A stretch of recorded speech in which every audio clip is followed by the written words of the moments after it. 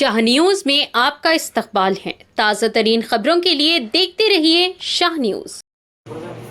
یا ربی صلی علیہ وسلم اللہم صلی علی محمد یا ربی صلی علیہ وسلم اللہم صلی علی محمد یا ربی صلی علیہ وسلم اللہم صلی علی محمد یا ربی صلی علیہ وسلم اللہم صلی علی محمد یا ربی صلی علیہ ربی صلی علیہ اللہم صلی علی محمد یا ربی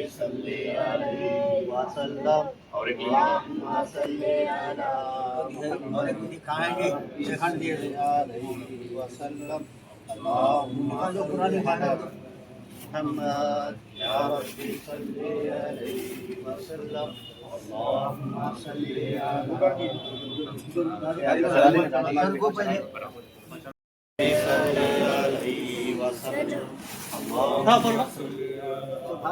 وسلم یا ربی صلی علیہ وسلم اللہم صلی علیہ وسلم صلی اللہ علی محمد صلی اللہ علیہ وسلم صلی اللہ علی محمد اللہ علیکہ صلوات اللہ علیہ یا رسول سلام علیکہ یا نبی سلام علیکہ یا رسول سلام علیکہ آپ کا تشریف لانا للناس لعلهم يتفكرون هو الله الذي لا إله إلا هو عالم الغيب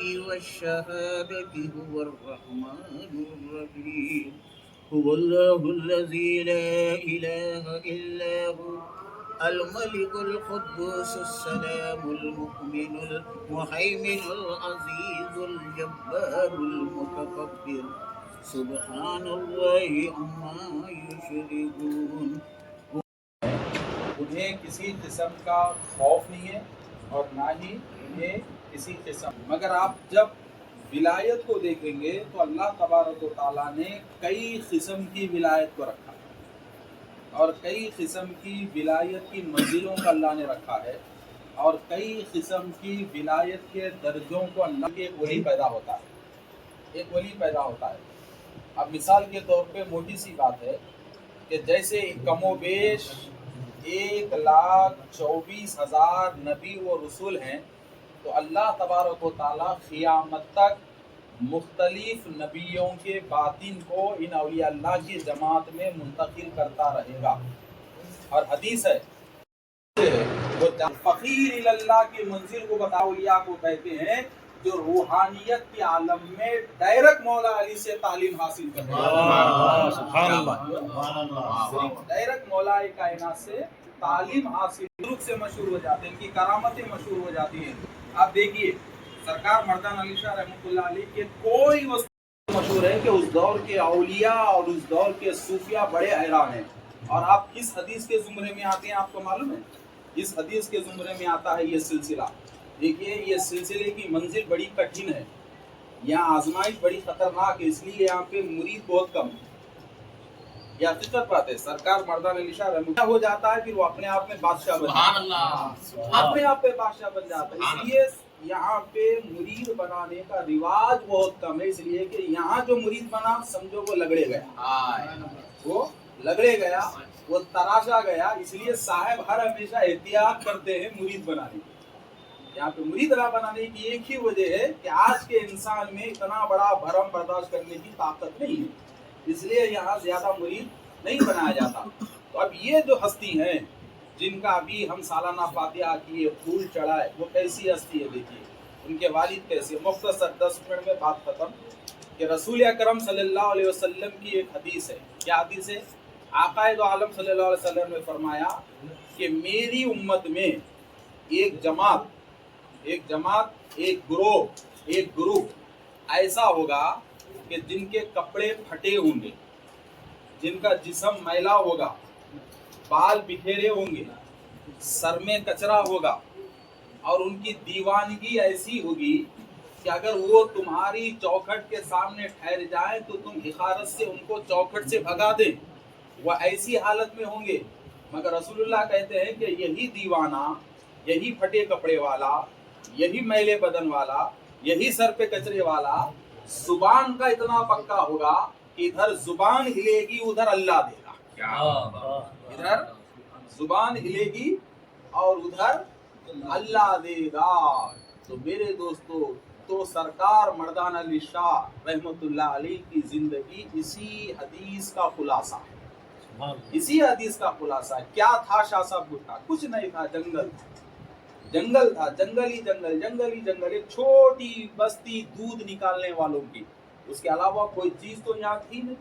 محبوب نگر کی تاریخ اٹھا کے دیکھو کہ 100 سالہ محبوب نگر کا جشن تو ابھی بھی شاید بنایا گیا، ابھی بھی بنایا گیا، مگر اس سے پہلے پہلا ختم سرکار مردان علی شاہ کا، سوائے جنگلی جانوروں کے، سوائے کوئی چیز نہیں، کوئی چیز نہیں، کوئی چیز نہیں۔ اور یہاں پہ یہ جو شخصیت آرام کر رہی ہے نا، یہ جو پیرانیما، انہیں معمولی مت سمجھو۔ اس گھرے جنگل میں، ان جانوروں کے بیچ میں بی بی ہاجرہ کی سنت ادا کرتے ہوئے پوری زندگی یہاں رہی ہو۔ حضرت ابراہیم کی بیگم بی بی ہاجرہ کے نقش قدم بن کر ان کی سنت کو ادا کرتے ہوئے ہر چیز کی قربانی، اولاد کی قربانی، بھوک کی قربانی، پیاس کی قربانی، اپنوں کی قربانی، ہر چیز کی قربانی دیتے ہوئے ایسے وقت کے ولی کے ساتھ مکمل طور پہ آزمائشوں کی منزل پہ یہ پہنچی، مکمل آزمائش ہے، لمحہ لمحہ انہوں نے آزمائش گزاری، لمحہ لمحہ آزمائش گزاری۔ تو القرد کی حضرات محترم، تو اب ذرا دیکھیے کہ یہ زبان کے کیسے ہوتے ہیں، یعنی کہ فقیر اللہ جو ہوتا ہے وہ فقیر اللہ کیسا ہوتا ہے، اور اس کی زبان پہ تقدیریں کیسی رکھی جاتی ہیں، اور زبان سے وہ لوگوں کی حالات کیسے بدلتا ہے۔ تو اس منصب پر ہندوستان میں سب سے پہلی شخصیت کا جو شمار ہوتا ہے وہ ہے سرکار سیدنا بو علی شاہ قلندر، بو علی شاہ قلندر۔ اور بو علی شاہ قلندر سے اس منصب کا پورے ہندوستان میں فیضان تقسیم ہوتا ہے۔ اور بو علی شاہ قلندر کی ذات کیا تھی معلوم ہے آپ کو؟ دیکھنے والے انہیں پاگل بولتے تھے، دیکھنے والے انہیں دیوانہ بولتے تھے، دیکھنے والے انہیں ہوش سے ہٹا ہوا بولتے تھے، عقل سے ہٹا ہوا بولتے تھے۔ اور ایک وقت تو ایسا آ گیا کہ جنگلوں میں رہنے لگے، جنگلوں میں رہنے لگے، اور کبھی کبھار بات کرتے تھے، کبھی کبھار۔ دیکھیے میں حضرت سے پہلے کی کیفیت بتا رہا ہوں، کبھی کبھار بات کرتے تھے، اور جس سے بات کر لیتے تھے وہ اپنے آپ کو خوش قسمت سمجھتا تھا۔ اور آپ کو معلوم ہے دہی کی ہنڈی کا واقعہ بڑا مشہور ہے کہ آپ جنگل میں بیٹھے ہوئے ہیں، پانی پت اور دوسرے کھیڑوں کو ملنے کے بیچ راستے پہ آپ ایک چٹان پہ بیٹھے ہوئے ہیں، تو ایک دہی بیچنے والی سامنے سے گزری، تو وہ دہی بیچنے والی بیچاری بڑی منزلی تھی، حضرت کو خاموش بیٹھتا ہوا دیکھی تو چھیڑی، بولی کیا کر رہے ہیں، کیا کر رہے؟ تو اس دن حضرت کو بات کرنے کا موڈ تھا۔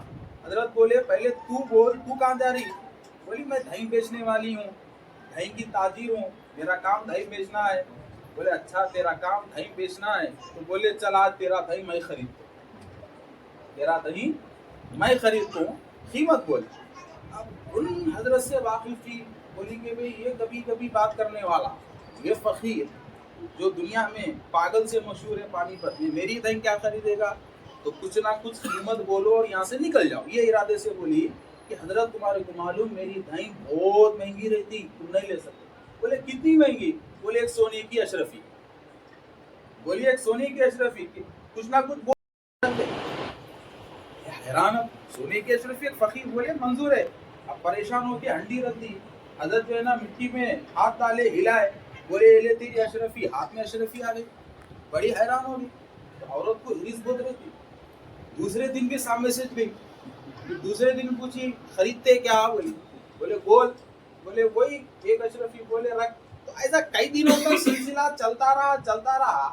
تو اب دیکھیے میری لینگویج میں بولتا ہوں، بیوی کے ڈیولپمنٹ سے شوہر پریشان ہے اب، کیونکہ ہندی دہی بیچنے جا رہا، بیوی بھی جا رہی، मगर जो बीवी का डेवलपमेंट हो रहा, शोहर परेशान है कि मैं सुबह से शाम तक एक हंडी बेच के आ रहा हूँ, इन यूं जा रही यूं आ रही, और आजकल इसका बंधन भी बहुत बढ़ गया।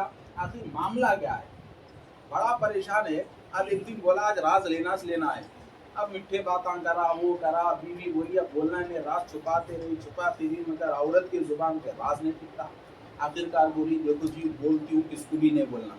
बोले बोल क्या है? बोले कुछ भी नहीं, वो बोली जो बैठते ना उनको पागल बोल, दोनों पागल नहीं है, गोशाने मिट्टी में हाथ डाले तो सोना निकलता। रोज एक हड्डी उनको बेच के आ रही हूँ, अशरफी ला रही हूँ सोने की, पूरी अशरफियाँ बताई। अब उन जो है ना परेशान, रात भर टहलता रहा, सुबह हो गई। अब सुबह में हंडी लेके जा रही तो बीवी को रुकाया, बोला रुक, अब कीमत बदल। बोला क्या? बोला तू बेवकूफ़ है, तू नादान है, तू बोली को नहीं समझ सकती, तेरे लिए एक अच्छा मौका है।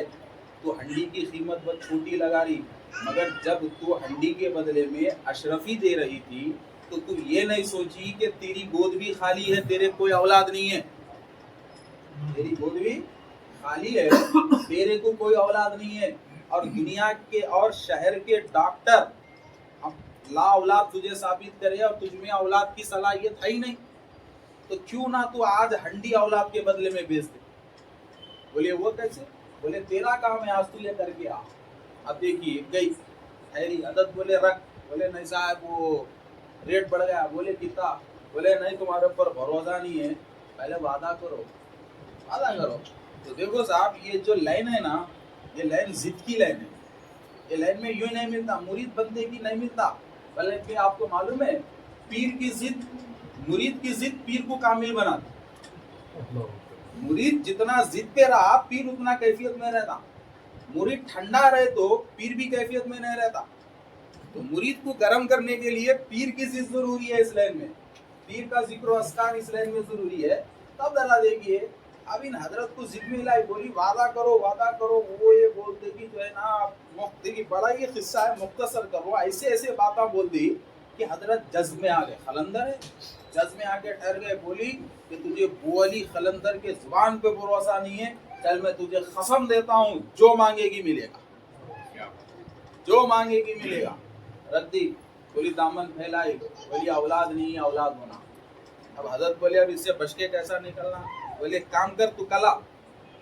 बोले अकेले आओ ने, किसको तो भी लाओ, मतलब शोहर को लाना है। बोले तू जिसको लाना है ला ले जा। बोले कैफियत में बोले, जज में बोले, निकल गए।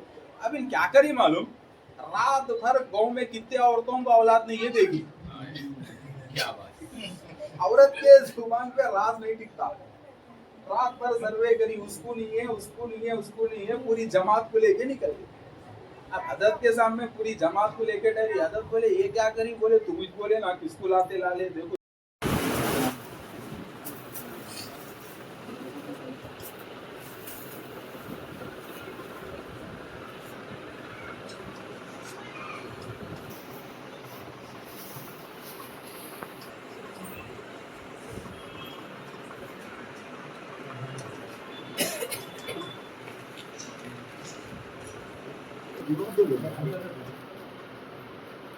शायद ये इन लोगों के वास्ते, सबके वास्ते फख्र की बात है। इन लोगों